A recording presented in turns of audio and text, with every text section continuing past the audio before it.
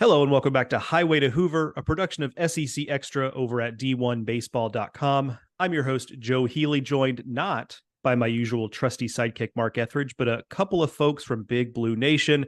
I am joined by Kentucky baseball play-by-play man Darren Headrick and current Kentucky legend, former Kentucky pitcher, Darren Dub Williams. To avoid confusion on this podcast, I will refer to Darren Headrick as Darren. I will refer to Darren Williams as Dub.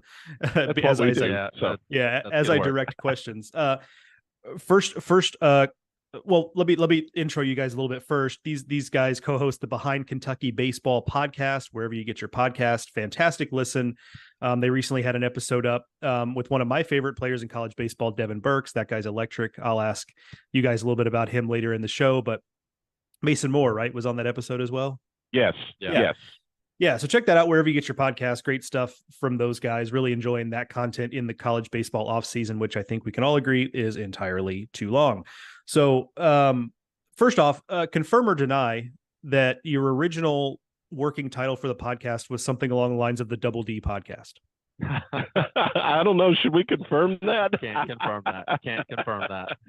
Okay. We've had a couple of different working titles. Yeah. Okay, fair enough. I appreciate, I understand where you're coming from there. Note for the listeners, they were smiling as they said that. That's right. So tell me a little bit about, whoever wants to take this, tell me a little bit about how this podcast partnership came to be. Honestly, I think it's a cool concept. It's always, I think, good to get the player perspective, and then, Darren, your perspective from the booth. I think that's a cool, like, two sides of that coin there. So tell me a little bit about how this project came to be. If I remember right, Dub, I think it was your idea, and we just kind of ran with it. Yeah, I think we were on the bus to Columbia, Missouri. I think this was in 2022, and on the bus ride, it was 7 hours long. Mm-hmm. Nolan McCarthy, current outfielder for the Cats, was always my seat partner. And, me and Nolan can talk all day long. And we sat right behind Darren Headrick up in front. And so we were just chatting for like 4 hours. And we were like, dude, we can start a podcast like with us three. And then Nolan's playing now. He was our guest on an episode recently. It'll be out soon. It'll be out soon. But me and Darren just like chatted about it last year, during the year. And then this summer we met a time or two. I live in Lexington, so I'm like 10 minutes away from the ballpark. And we got it rolling, and everything so far that we've heard from listeners, players, guests, good stuff, and everyone's really enjoying it. So it's been a lot of fun. Dub, has the idea of being in media, broadcasting, all that, because I know you're also potentially interested in getting into doing some color work, and I know for the fall games you were doing that. So is that something that's always kind of interested you, or was it more about, like, because of you getting to know Darren a little bit, you got a little bit of visibility to that, and it started to put that nugget of an idea in your mind? I think it's a little bit of both. Once you're done playing, you definitely want to stay in the game. Besides Major League Baseball, there's no other passion for baseball in the U.S. other than SEC baseball. Like, it's second to none. So having a small part of that for, the school I played for, the Dream School, is a great idea, something I'm interested in. I love doing the podcast. If it evolves into calling games for Kentucky, and then down the road, maybe, some other big time games, then I'd love to, take a crack at it. But I honestly had a great time with the scrimmages, talking with this guy the entire time. So if he wants me in the radio booth, I'll kick it with him. Hey, absolutely. Yeah, absolutely. Darren, give me the scouting report on Dub as a color man. What do you got?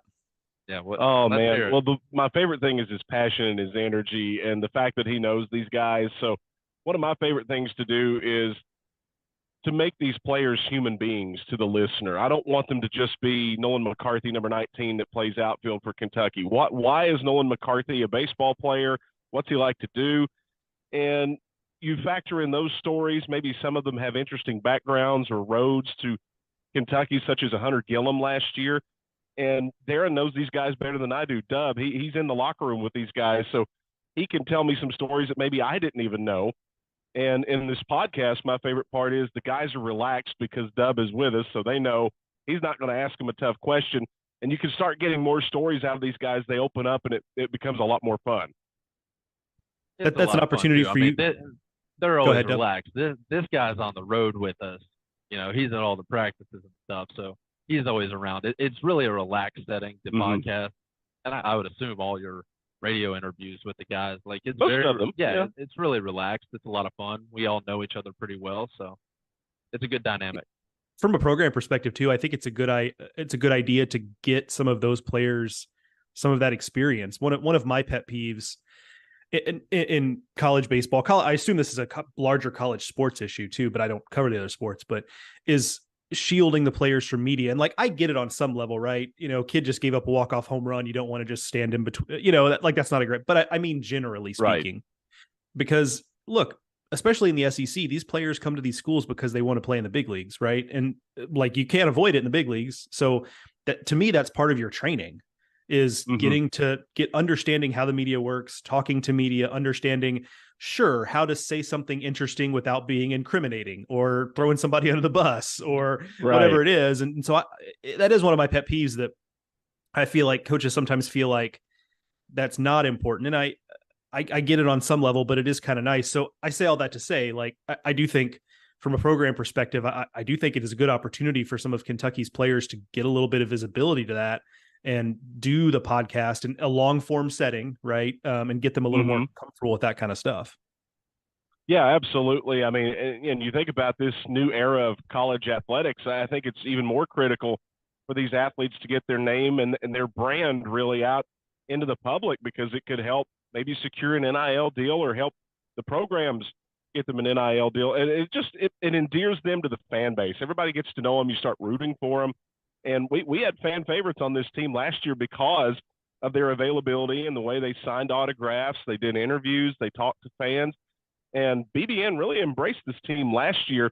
And by the time we got to the regionals, man, this place was sold out. Ridiculous, crazy.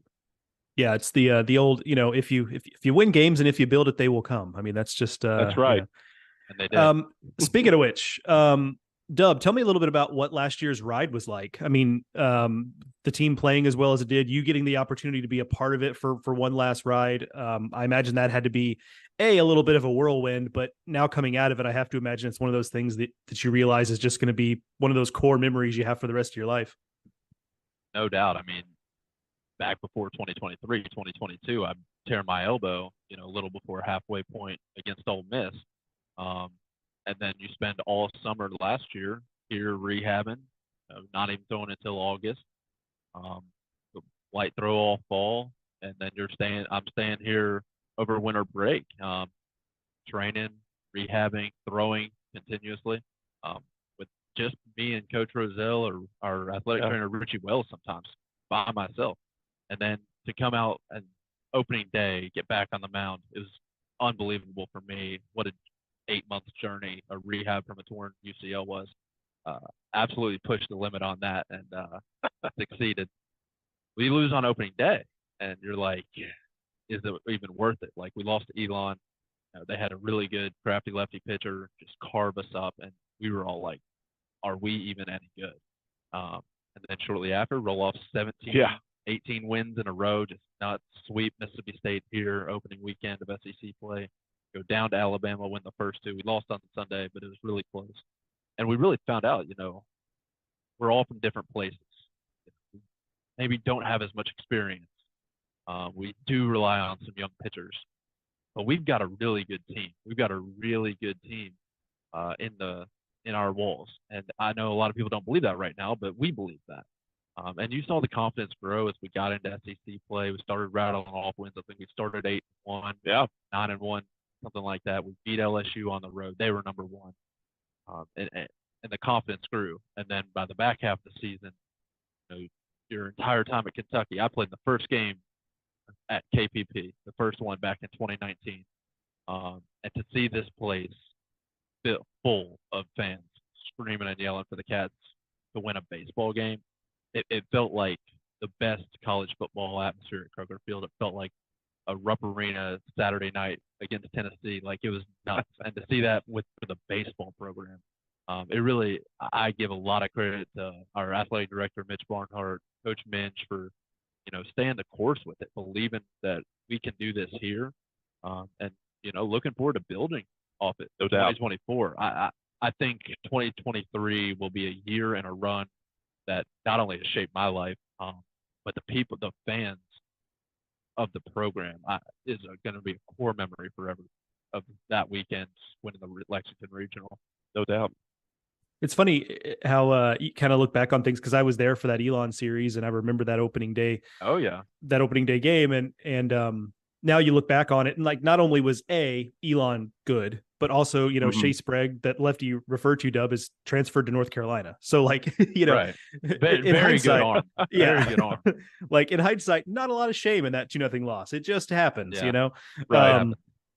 Darren, from your perspective in the booth last year, as this thing started to kind of click and started to get rolling, and you could see the confidence, as Dub refers to, what do you remember about those moments when you started to think that, hey, we might actually have a little something here? I always go back to the 3-game series at Southern Illinois, because at that point in the year, Kentucky was winning baseball games, but they really weren't putting away their opponents. They were having to survive 8th and 9th inning rallies. And I remember Coach Mingione really harped on his team like, hey, guys, we're winning, but we've got to finish. We've got to put away teams when we get the opportunity. And they come out against Southern Illinois and just wallop the Salukis. I think it was the Sunday game, that finale where you guys run-ruled them in Carbondale. And from that point forward, you sweep Mississippi State, and then you go to Alabama and win 2 out of 3. And Alabama was a really good baseball team last year. And then you come home and sweep Missouri, and it's like, okay, this group's got something. But let's see how they do in the bright lights when they have to go to Alex Box Stadium or Lindsey Nelson Stadium in Knoxville. And they were able to stem the tide in those series. They were able to take at least one. So they kept the math right. And I was just impressed with how this team held it together even through the toughest part of the back half of that SEC schedule. And then by the time it got to the regional, it's like, I don't see this team losing the regional at home. Yeah, that was well, and I think it really spoke to some of the things that I've heard about this team. Y'all know this better than I, that it was a team, right? Capital T team, and the resiliency there, in that you kind of get behind the 8 ball in the regional, right? And so right, and that's one of the hardest things. I don't care if you're the host team or if you're the 2, whatever it is, having to come back to win the 2 games in the regional final is just one of the hardest things to do. So I felt like that, especially the way we lost that game. Oh yeah, the heartbreaker. Like, we were up 3-1. They hit a 3-run bomb in the 7th or 8th out of one of them. Yeah, and went ahead. We lost 4-3. Like, heartbreaking loss. That was a tough one, but bounced back to the next day. Dub, what do you see when you've looked at the 2024 team? Kind of there's a lot of carryover in terms of the roster, but also some new guys sprinkled in. So what do you see as the similarities between this team and that team? I think the carryover, the word that you used, Devin Burks, Mason Moore, Nolan McCarthy, James McCoy, you have guys who have been there before and done it. Travis Smith, Ryan Waldschmidt. Like, you have a lot of pieces on the team that were big parts of one of the best teams in the history of Kentucky baseball. And so it's not only those guys getting better, it's those guys teaching the freshmen how to win. It's teaching the transfers, hey, you might be a transfer, but you can play in the SEC, and realizing what it takes to win, how to survive the ups and downs of a season. Your better players on this team were good players and better players on the team last year, and key components. So that carryover is big. And then, you saw some of the new guys pitch: Trey Poozer, Ben Cleaver, Ryan or Rittenberger, Lopez, Nicholson. Some of these transfers we got, they might not be the D1 baseball 1 through 5 transfer players, but they're really, really good ball players that will help us win. So I'm really excited. I think we've got a really good team, really intriguing team. And I don't know if we'll surprise as many people because of what we did last year. I think there will be a higher expectation for this year's team. But I think it's one that can compete for getting to Omaha, truly. Yeah, it's funny you mentioned not sneaking up on people. That was definitely a theme of last year. I had so many phone calls, let's just say around like mid-March, early April, where, from people inside and outside of the SEC, that simply the question was like, what do you got on Kentucky? Because I think there was a lot of people who were just skeptical of it, and not just skeptical because of the track record, right? I mean, 4 years or whatever since a regional, but also just that you were doing it differently, right? And I think Oh yeah, we see way baseball get played differently. one way, and then doing something different, people go, well, wait a minute, this can't work. Like if this would work, everybody would do it. Anyway, so Yeah. yeah, that was always an interesting part of last year. And the Darren, thing about it was go is ahead. the team saw that. Like we're Yeah. on our phones, we see the social media. It's like some random college baseball account. Oh, I don't believe in Kentucky. There's no way. And the ability to tune that out and really just focus on us one day at a time. Be like, hey, just find a way to win today.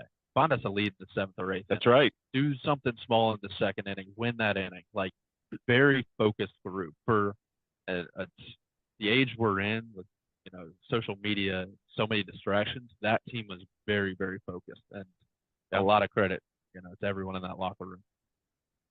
Darren, what do you see as the questions that you have about this team that you think coming back in January, you're going to be most interested to see what plays out? I think the two biggest things for me is, number one, how do you replace a center fielder like Jackson Gray, the speed at third base of Jace Felker, who stole all those bases for you last year? How healthy and how quickly do Grant Smith and Ryan Waldschmidt recover and get back into the lineup? The other thing, too, is like we've talked about, last year's team had such, I call it that golden chemistry. You don't see it very often where it is a true team and everybody's pulling it in the same direction. Does this group have that same mentality, that same motivation to pull everybody together and make it's us in this room against everybody else? And I'll be interested to see. Everything I've seen so far tells me they can, but I'll be interested to see how that goes in the spring. Dub, anything to add there, just from your perspective, seeing the team from an outsider's perspective now? Yeah, I mean it's a lot different when you're not watching every single practice. Like Darren was saying, the chemistry for sure. I also am worried about two of our best players, having injuries, Grant and Waldschmidt. From everything I've heard and talked to them, everything's going good. Yep. But I mean, it's hard to bounce back off an injury and play an SEC level caliber baseball. Right. So those two getting healthy will be huge. Definitely the thing that I'll be watching for the first month of this season before SEC play is, okay, is Waldy and Grant healthy? Are they good? Are they going to be ready by the time Georgia rolls into town? And then the pitching staff depth for me. It's the Poozers, it's the transfers, the freshmen. Are we going to have a lot of depth, or are we going to be very reliant on Travis Smith and Mason Moore to carry us? And can they reproduce what they did last year? It's very tough, and it's very tough to reproduce that for 19 weeks. If you're where Kentucky is now, okay, you got to a super cool. Can you do it again? Can you get to Omaha? It's like it's not going to happen if you just have two stud pitchers. Like we need 10 to 12 really quality arms that can carry us through a whole week's worth of innings. So seeing the pitching depth early and the health of those two guys is what I'll be watching for. And by the time Georgia rolls into town, I think we'll have a much better understanding of how those two question marks look. And hopefully we have answers that we like.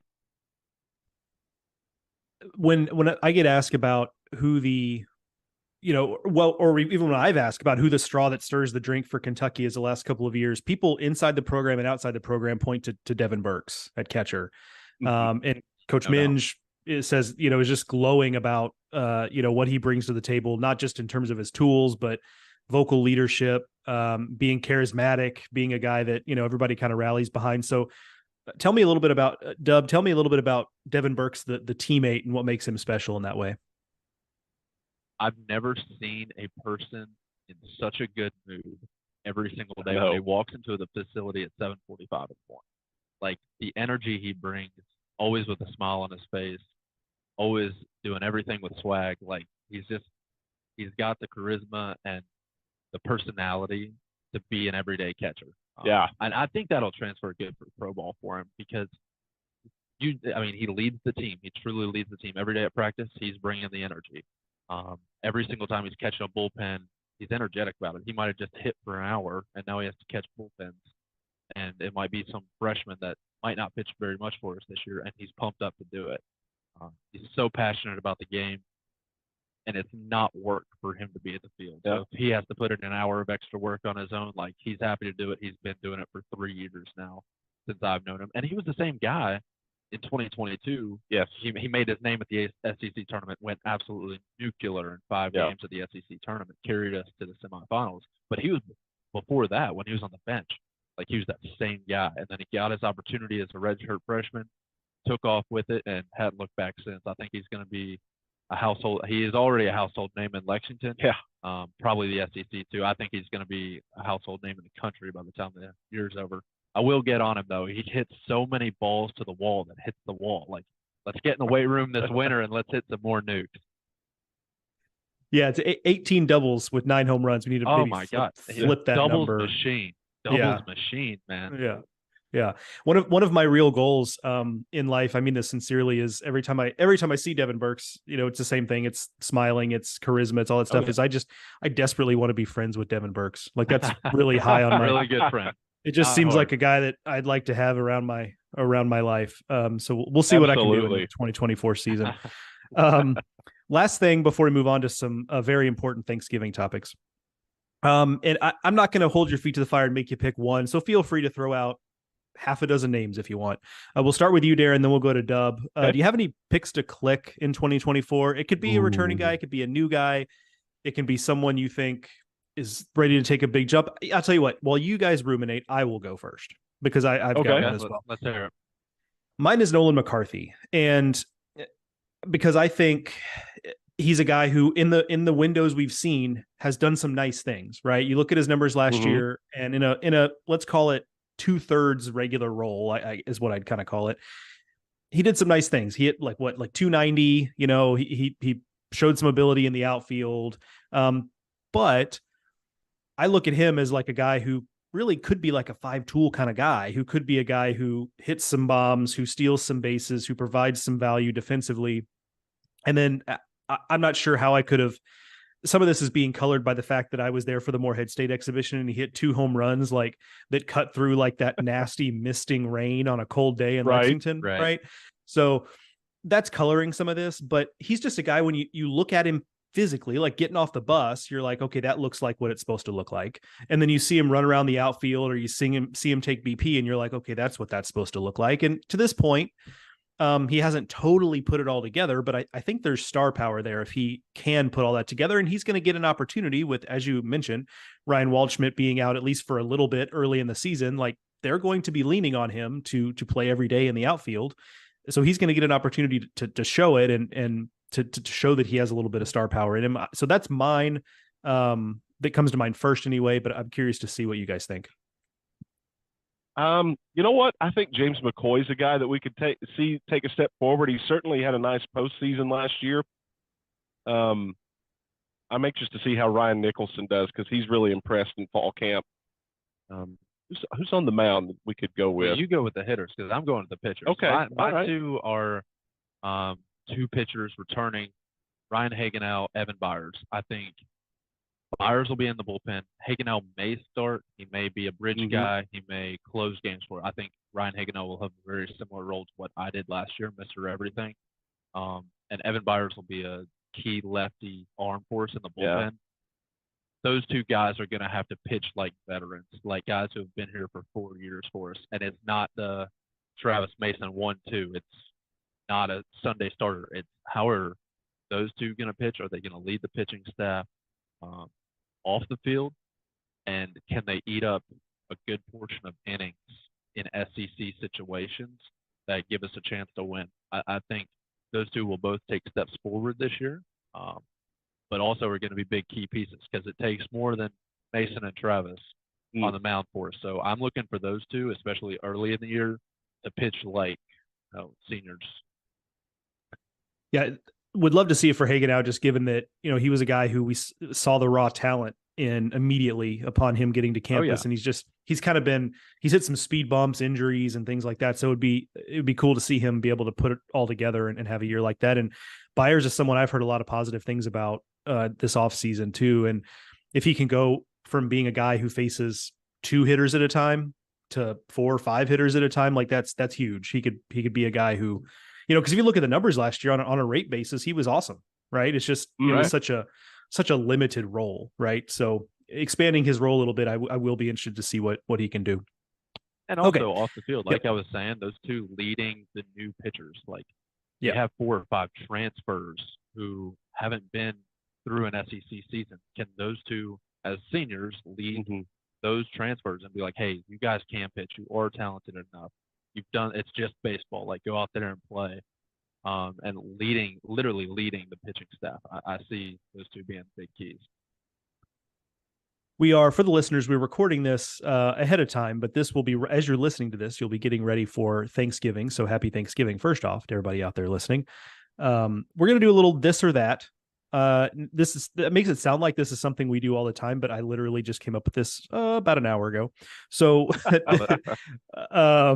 so I'm going to give Darren and Dub a couple of options Thanksgiving related here, and they're going to choose which one they would take. A little bit of would you rather, I guess you could put it.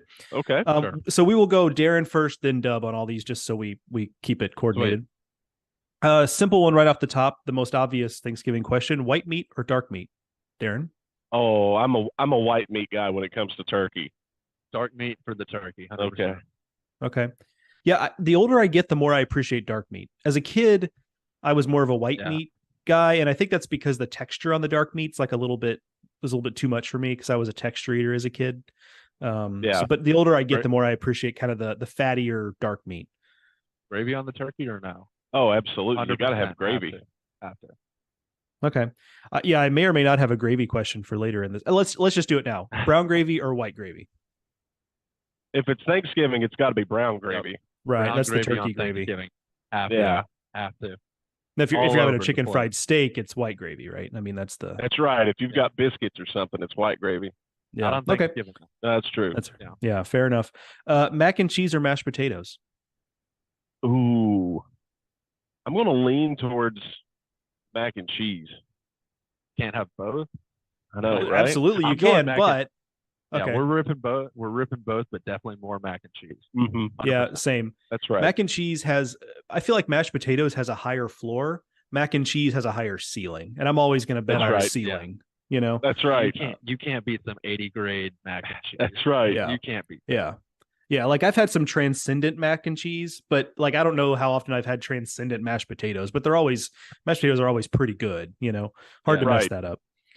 Okay. How about green bean casserole versus a broccoli cheese casserole? I'm a hard pass on both. Broccoli cheese casserole. I'm a hard pass. I don't like green beans. Broccoli cheese casserole, though, for sure. I think I would go the same way. I don't really love the creaminess in the green bean casserole. First of all, I'm lactose intolerant, so there's that. But also, it's just, and if it's too wet, it kind of gets like on everything else on the plate. And, it's one thing if it's gravy. Mm-hmm. Like the gravy is supposed to get on everything on the plate. Right. But I'm not a green beans guy ever. Like, never, I could eat green beans. You'll never find green beans. Just not green bean casserole. Okay. Fair enough. Okay.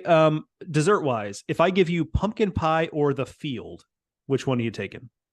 I'm taking the field. On Thanksgiving or? On Thanksgiving, yes. On Thanksgiving. Pumpkin pie. I'm taking the field. Yeah. Okay. So Darren, if I pin you down, what kind of pie are you going with? Oh, probably an apple pie or a chocolate pie, one of the two. Transparent tarts, Maysville, Kentucky. McGee's Bakery. Can't beat it. Did you just do a shameless plug? That is no. Transparent tarts, McGee's Bakery, Maysville, Kentucky. Best dessert ever. If McGee's Bakery would like to sponsor Kentucky baseball coverage at SEC Extra, D1baseball.com. Bring it on. We got feel free to contact me, Joe at D1baseball.com. Free advertising right there, but we are looking for sponsors. Okay, fair enough. Yeah, I would go pumpkin pie. Also do love an apple pie especially if you've got like that nice kind of glaze on the top crust. That's when I'm really all in on that. So okay. Over under 4:00 is your eating time. So earlier or later? Well, when I was growing up, Thanksgiving, we had to eat 2 meals. We had lunch and dinner. So I'd probably say noon and 5. What's your Thanksgiving look like this year?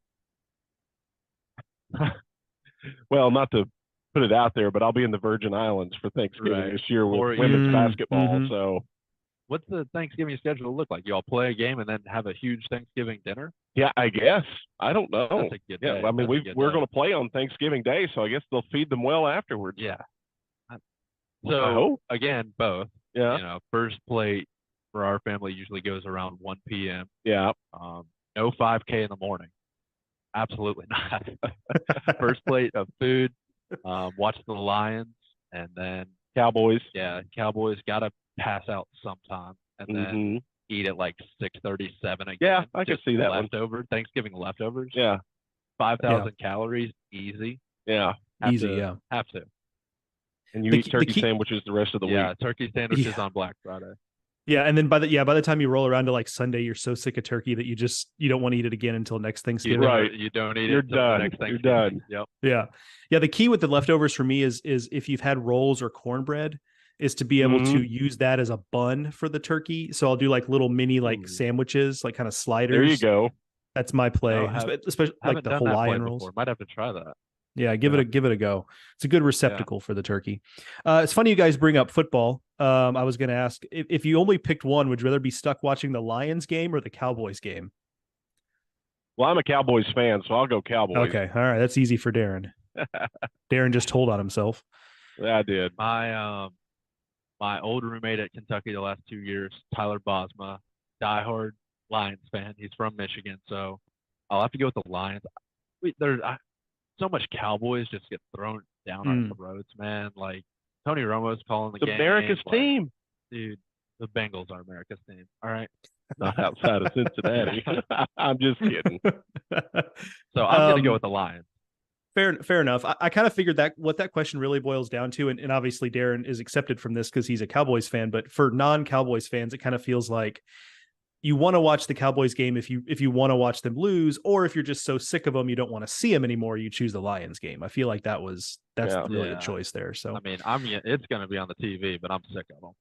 Oh, for sure. Like, I'm watching all of them, but if you were forced to, they're just going to lose in the division. Well, they're not losing this year. They play the Commanders, but they're going to lose in the divisional round again. Doesn't matter. Yeah. They'll lose to San Francisco or Philly every single year. Third game this year, by the way, 49ers and the Seahawks is the third game this year, which is that's not a couple of interesting teams there. Yeah. Okay. Final one here, fellas. If you had to do one or the other, would you rather cook or clean after Thanksgiving? Cook. I'm a cook. Yeah, cook. Okay. I'm good on the cleaning. Yeah, same. I think I'm same, although it is a big time commitment, right? The cleaning you could probably knock out in an hour if you're really getting after it.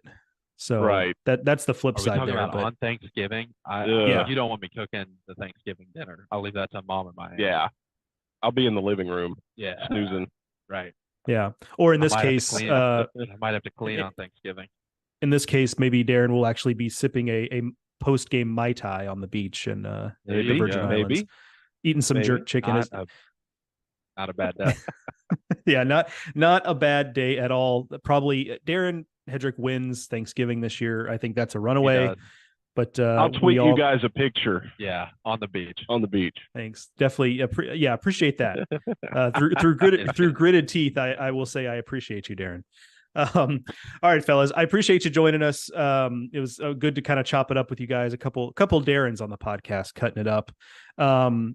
That'll do it for this edition of Highway to Hoover. But first, I will clear out the paint and toss you the ball and let one or both of you just plug whatever you want to plug your podcast, plug social media handles, whatever you guys want to do, go.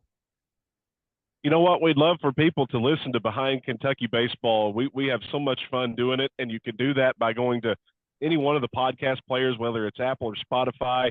Free subscription, free downloads, free listens. Give us a subscribe. Hit that subscribe button for us.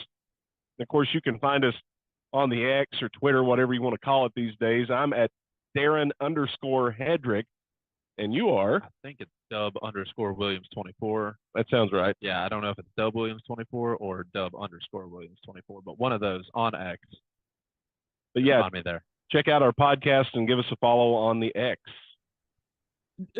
Just quick thing, Dub. You're gonna have to, if you're gonna be in the media game, you're gonna have to clean that up. We're gonna have to clean that up a little bit. You got to know the handle, that in, dude. Yeah, especially how much I'm on Twitter, man. X. It sucks you in. Yeah. Yeah. Well, again, go find the Behind Kentucky Baseball podcast. These guys do an excellent job. Wonderful dudes. Always cool to hang out with them in Lexington or wherever I run into them. So looking forward to doing that again in the 2024 season. Once again, that'll do it for this edition of Highway to Hoover. Thank you, Darren and Dub, again for joining me. Thank you, the listener, for listening. We'll talk to y'all soon.